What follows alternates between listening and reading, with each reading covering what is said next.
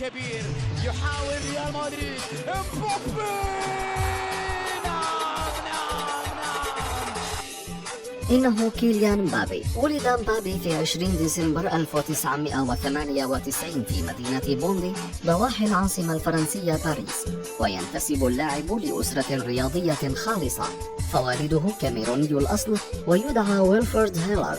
كان لاعبا سابقا ومدربا حاليا للفئات السنية في نادي بوندي.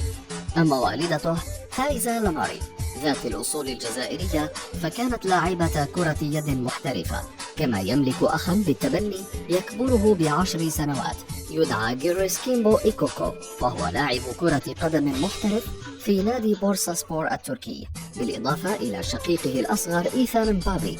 ولم يلبث كيليان أن أظهر ولعه بكرة القدم منذ نعومة أظافره، حيث كانت أول مباراة له في سن 2 عام ونصف.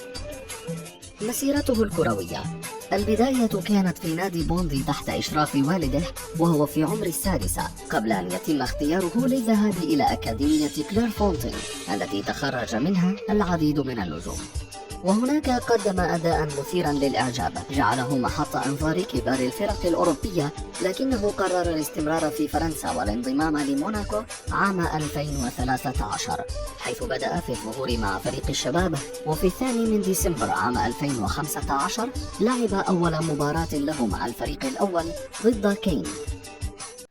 فضلا إذا كنت ليس حاسدا، ضع إعجاب لصفحتي واشترك في قناتي مانجر.